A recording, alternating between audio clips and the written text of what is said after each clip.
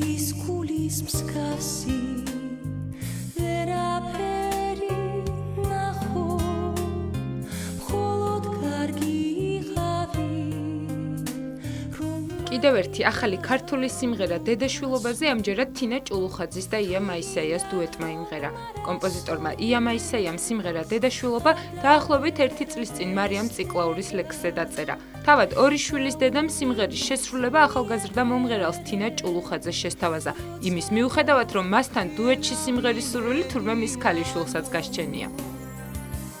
დედაშვილობის ხარი ღვთისმშობელი და ღრმა ვისაც სასწაული უფლის ეს ტექსტი რო წავიკითხე თვითონ მოვიდა მუზა და ჩემთვის საერთოდ დიდი დატვირთვა აქვს ლექსს. სხვათაშორის ჩემ შვილს უნდოდა ამ სინთიკოს პარტიკოს სოლოს შესრულება და მე ვთქვი შენთვის არ არის ეს მე მხოლოდ ტიკოს წარმოვიდგენ ამ შვილის იმაში ამპლუაში მეთქი.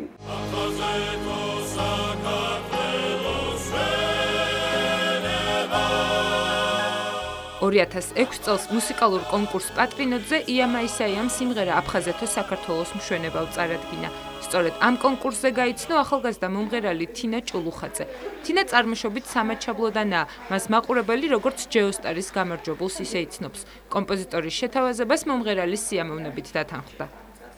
პირველად ქალბატონია შევხვდი 2006 წლის პატრინოდზე. გამოიტანა ძალიან ლამაზი სიმღერა და ძალიან მომწონდა. შედაც მანამდე ძალიან ბევრი სიმღერა მქონდა ქალბატონიასი მოსმენილი და როდესაც შემომთავაზა ამ სიმღერის შესრულება სიამოვნებით დავთანხმდი, იმიტომ რომ ძალიან ლამაზი სიმღერა ნამდვილად. ჩემო ლამაზო კიპარისებო ამ სიმღერაში სოხუმელი კომპოზიტორი და მომღერალი ია მაისაია მშობლიურ კუთხეს უმღერის. დაბრუნებამდე აფხაზეთო პირველი სიმღერა იყო, რომელიც თბილისში ჩამოსვლის შემდეგ დაწერა. ლირიული სიმღერები, რომლებსაც ის ახალგაზრდობაში წერდა, ახლა სოხუმზე სიმღერებმა შეცვალა. აფხაზეთზე მაქვს შექმნილი 6 სიმღერა აფხაზეთზე. პირველი აი ეს დაბრუნებამდე იქ არ არის არანაირი ისეთი დატირება, იქ უბრალოდ უმღერი სოხუმის სილამაზეს და იმ კიპარისებს რომელიც მე მაკლია იმ ჩემს ლამაზ კიპარისებს. თინა და ია შემოქმედებითი ურთიერთობის გაგრძელებას მომავალშიც აპირებენ. ჯერჯერობით კი პირველ ერთობლივ სიმღერაზე კლიპის გადაღებას გეგმავენ.